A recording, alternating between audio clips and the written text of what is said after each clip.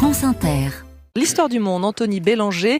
Ça se passe au Pakistan. Les législatives auront lieu le mois prochain. Tout est fait pour nuire au parti le plus populaire, celui de l'ancien Premier ministre Imran Khan.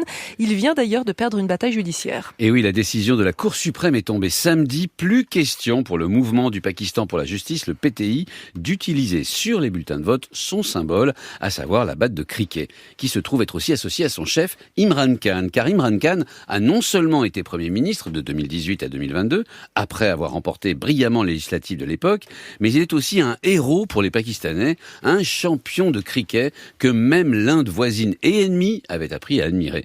Donc lorsque le PTI a décidé de faire de lui son candidat pour le poste de Premier ministre, c'est naturellement vers ce symbole qu'il s'est tourné. On ne dira jamais assez combien le cricket est populaire dans ce pays de 240 millions d'habitants. Et en quoi est-ce si grave que ce parti soit privé de son symbole électoral ? Eh bien tout simplement parce que seuls 58% des Pakistanais savent lire et écrire. L'utilisation de pictogrammes permet aux électeurs analphabètes de repérer le candidat du parti qu'ils préfèrent et de voter sans avoir à déchiffrer leur nom.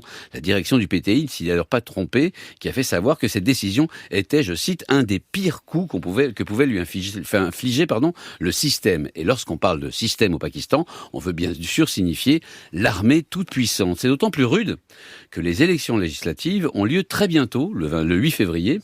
Les candidats du PTI pourront donc concourir avec des symboles individuels, contrairement aux candidats des autres partis qui participeront avec leur pictogramme collectif.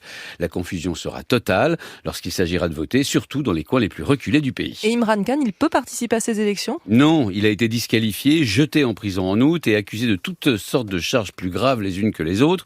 Corruption pour des cadeaux acceptés à l'étranger en tant que Premier ministre et même terrorisme. Bref, il s'agit clairement de tentatives pour se débarrasser d'un politique encore trop populaire aux yeux des militaires.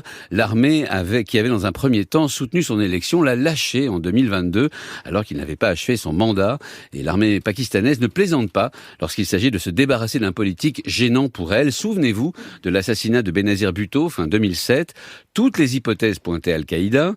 Puis quelques années plus tard, les Américains trouvaient le chef d'Al-Qaïda, Oussama Ben Laden, réfugié au Pakistan et protégé par l'armée. Le lien a naturellement été fait par les partisans de l'ancienne première ministre éliminée. Revenons aux élections du 8 février. On sait qui est le favori ? À partir du moment où le parti de M. Khan a été ostracisé par l'armée pakistanaise, on a vu réapparaître un vétéran, un vieux de la vieille de la politique pakistanaise. Il s'appelle Nawaz Sharif, 3 fois Premier ministre et chef d'un de ces partis dynastiques dont l'ensemble du sous-continent a le secret.